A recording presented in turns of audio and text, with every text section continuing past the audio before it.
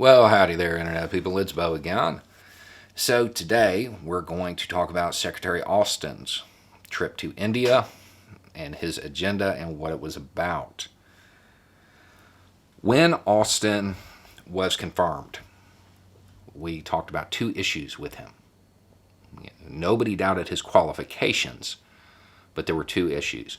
One is that he was a recently retired general, which is it's actually not good for the Secretary of Defense to be a recently retired general. And the second was that he had ties to a company called Raytheon that does a whole lot of business with the Department of Defense. In Austin's favor, he has recused himself of any and all dealings with Raytheon. He won't have anything to do with the decisions. So what was he doing in India? Get ready to learn more about air defense systems than you ever wanted to know. The Indian government is on track to purchase the S-400 air defense system. It is of Russian design. He was there to convince them to not purchase that and instead purchase one of a U.S. design. The most likely candidates are the THAAD and the PAC-3, the Patriot. The Patriot is made by Raytheon. Now, the THAAD is made by Lockheed Martin. However, the eyes of the system, the radar of it, is made by Raytheon. So, if India does what the Secretary of Defense wants, it doesn't matter which system they purchase. A company he has ties to benefits. The appearance is that the United States Secretary of Defense is out there hawking missile systems for a company he has ties to. It appears very corrupt. Is it? Probably not. Not really. It is incredibly common for militaries that are geopolitically aligned to standardize their equipment. Given the United States' current posture of retooling to face off geopolitically against China, it is like super important that India is on our team. We want them on the same page. We want them using our equipment. We want everybody compatible there. And that sounds good. People have an image of the defense industry that basically says it's all corrupt and it's all about money.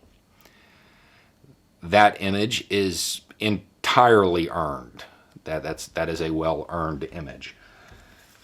So, are there examples of this kind of standardization occurring where money isn't a motivating factor?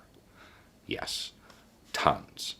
The easiest one that I can point to is the fact that I could put you in a room with the standard infantry rifle from the Canadian military, the British, the French, the Belgian, the German, Austrian, US, Australia. Everybody who is geopolitically aligned, one bullet will chamber in all of those rifles. We learned it during World War II. You had a bunch of different militaries cooperating, a lot of them using different types of equipment, and it wasn't always compatible. So we standardized. To take it completely out of the capitalist world, the Soviet Union and Warsaw Pact did the exact same thing. It really is that important. This is probably not corruption. In this scenario, having everybody using the same air defense systems is a good idea. One, we have extra projectiles. Two, if something happened and U.S. forces had to help India, they would already know how the equipment works. So, it's not corrupt, more than likely. However, the appearance is that the current Secretary of Defense is out there hawking missile systems for the company that he has ties to. As we have talked about before, in foreign policy, perception is often way more important than reality. And that is what it looks like. It would probably be a smart move for the undersecretary to handle anything else that comes up like this, because this isn't a good look. This is not a perception the United States needs. Because regardless of the realities, and people in the military or people who are familiar with the military, they're going to know what's going on. But the outside perception, that's not what it looks like. It just looks like good old-fashioned corruption. It's something that we should probably avoid. And this is why, when we're looking at candidates, those little conflicts of interest, they add up. Anyway, it's just a thought. Y'all have a good day.